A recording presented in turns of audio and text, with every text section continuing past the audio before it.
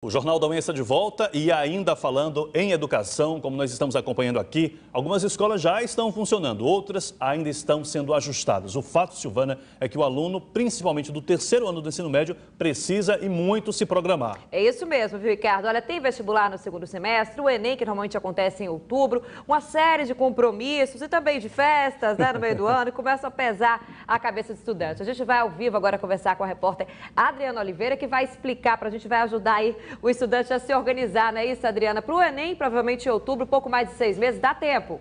Bom dia.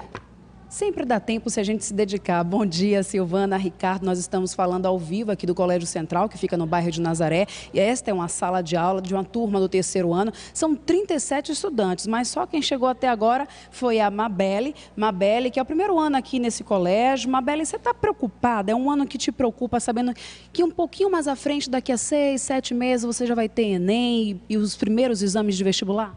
Preocupa, sim. Por quê? Porque antes, assim, eu chegava em casa, não dava nem tempo. Assim, eu pegava, jogava o material lá e só estudava na semana das provas, revisava. E esse ano não, eu sei que eu vou ter que me dedicar mais aos estudos. Aí me preocupa. E você tem ideia de como se dedicar mais aos estudos? Como é que tem que ser essa sua rotina de estudos? Revisando sempre ali o assunto estudado. Mas tem alguma coisinha na sua cabeça que fica aquela interrogação que está te incomodando? Assim, por exemplo, em relação à escolha, você disse que é dividido entre duas carreiras na hora de fazer lá a inscrição do Enem. Quais são? Direito e veterinária. Aí eu estou em dúvida qual eu vou fazer. Mabelle, a gente está com uma pessoa aqui hoje, a nossa convidada, a psicopedagoga, a Cristiane Toniolo. Ela vai ajudar essa questão. Maio já é o mês da inscrição do Enem. Essa é uma dúvida recorrente entre os jovens que estão nessa fase de 16, 17, 18 anos. Então, como ajudar, por exemplo, a Mabelle, que está entre duas carreiras tão distintas, como direito e veterinária? É importante mesmo que o aluno tenha autoconhecimento. Se ele se conhecer ao longo desses 7 meses, quem sabe pode facilitar um pouco essa escolha. Mas é importante lembrar que o Enem é uma prova, né, uma maratona difícil, e esse aluno, como todo atleta, tem que se preparar com antecedência. Então, quais são as dicas que eu dou para os alunos que estão preparando para esse Enem daqui a 7 meses, né? É importante que ele tenha estudos diários, de 2 a 3 horas, para que esses estudos possam, de uma certa maneira, revisar o que já foi dado em sala de aula. Então, esses estudos vão fortalecer e ele vai recapitular e vai memorizar de uma maneira mais intensa. Importante que o aluno também faça simulados e Enems de anos anteriores. Por que esses Enem de anos anteriores? Para que ele possa mensurar o tempo que ele vai ter de leitura, de compreensão, de interpretação das questões e de resolução. O tempo do Enem é um tempo muito curto e esse aluno tem que se preparar para isso. Quantas vezes ele deve fazer, por exemplo, no mês? 4 semanas.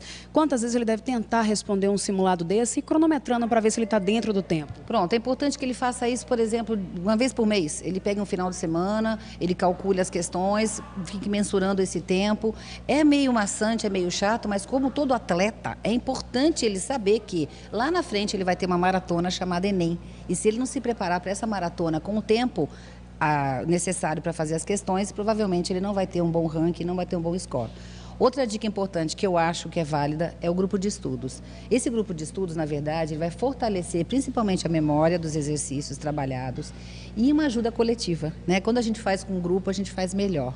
Mas eu posso destacar que esse é um ano da individualidade. É importante que ele mensure como ele está em relação ao conhecimento, em relação à cobrança. No caso da Mabelle, por exemplo, ela admitiu que ela estudava perto da semana de prova, semana de testes. É um ano que não basta passar no ano letivo do colégio. É interessante que esse aluno tenha organização e determinação. Montar um plano de estudos, colocar esse plano em prática todos os dias. É estudar mesmo 2 a 3 horas, revisando o exercício. E no final de semana, uma vez no mês, ele vai fazer esses simulados, né? Na internet tem várias provas. Importante também o lazer, é importante que o aluno tenha uma atividade física, não é ficar todo final de semana lá, como a gente fala, em cima dos livros, não. Tem que ter a parte social, tem que dar tempo de namorar, tempo de sair, pegar um cinema, uma praia. E os pais, parceiros ou vem aquela cobrança lá no fundo? Não, os pais têm que ser parceiro. É um ano de muita cobrança para o aluno. A escola cobra, os professores cobram, o sistema cobra. Então, os pais têm que ser parceiro nessa hora, né? Sinalizar, fazer uma força, como na torcida, né? Eles vão ser a torcida desse atleta que vai para essa maratona. Vamos fazer do professor um aliado. Exatamente. Por exemplo, redação, né? Os alunos têm muita dúvida de redação. Pega o professor escrevi um texto a mais, você pode dar uma olhadinha para mim, você pode me ajudar nesse sentido? Professor e pais aliados é a melhor coisa que eles têm. E no caso, para a orientação para a Mabel, seria a parte do autoconhecimento. Ela tem que fazer algumas provas, procurar saber o que é que um veterinário faz, se ela tem as aptidões para aquela profissão, o que é que um advogado faz, e em cima disso fazer a sua escolha. E se Deus quiser, daqui a 7 meses você vai estar bem melhor para esse vestibular. Meio do ano, um mês de Copa, São João, então um mês em que tanto na rede privada quanto na particular não vai ter aulas, mas é um mês que em casa tem que continuar o estudo. O mesmo roteiro de estudos tem que ser feito no período da Copa. Logicamente, para de vez em quando, ou então se nesse um dia eu faço pouco, eu compenso um pouquinho mais no outro dia, mas sempre conciliando as duas coisas.